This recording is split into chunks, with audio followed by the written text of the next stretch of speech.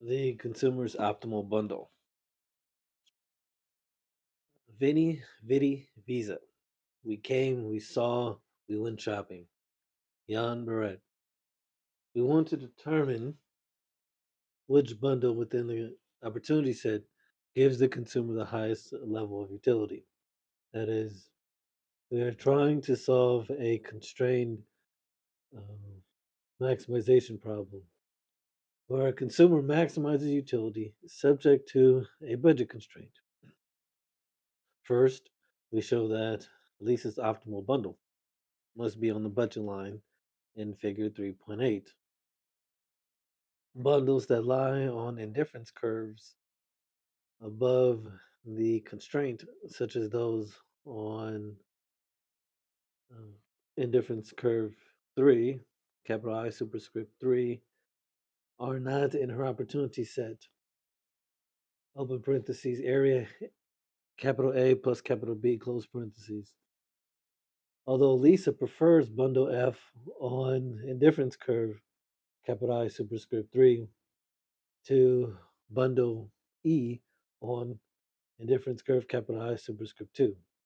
She cannot afford to purchase F, even though Lisa could buy a bundle inside the budget line if she does not want to do so because more is better than less. For any bundle inside the constraint, such as D on capital I superscript 1, indifference curve 1, there is another bundle on the constraint with more of at least one of the two goods, and hence she prefers that bundle. Therefore, the optimal bundle must lie on the budget line. We can now we can also show that bundles that lie on indifference curves that cross the budget line, such as capital I superscript 1, which crosses the constraint at A and C, are less desirable than certain other bundles on the constraint. Only some of the bundles on indifference curve capital I superscript 1 lie within opportunity set. Lisa can afford to purchase bundles A and C and all the points on capital I superscript 1 between them, such as D. Because capital I superscript 1 crosses the budget line, the bundles between A and C on a difference curve 1 lie strictly inside the constraint.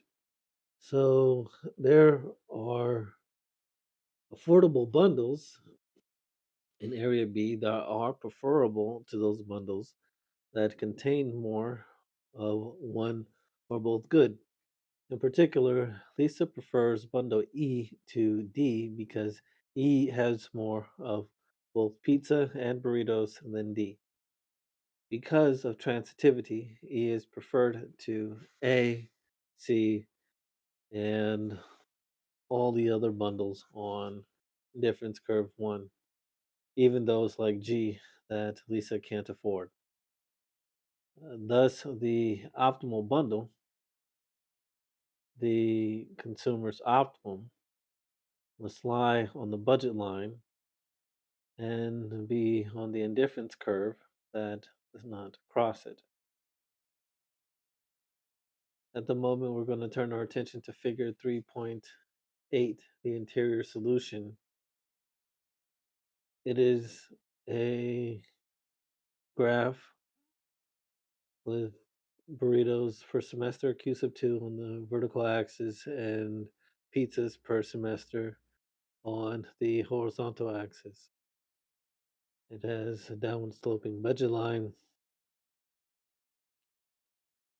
intersecting the uh, vertical axis at 25 and the intersecting the horizontal axis, the Q sub 1 pizzas per semester at 50. The text of figure 3.8 interior solution reads Lisa's optimal bundle is E.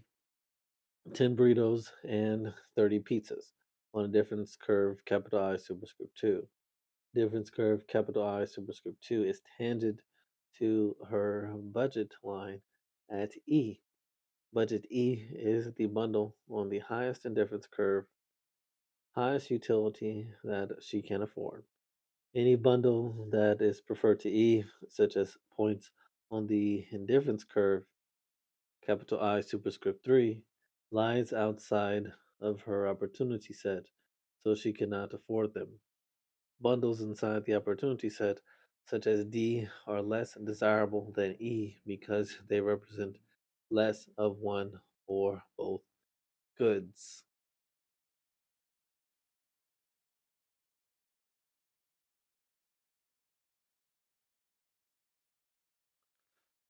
Completed describing the graph, returning to the text. If Lisa is consuming this bundle, she has no incentive to change her behavior by substituting one good for another.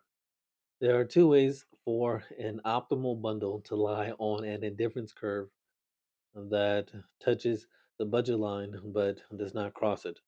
The first is an interior solution in which the optimal bundle has positive quantities of both goods and lies between the ends of the budget line.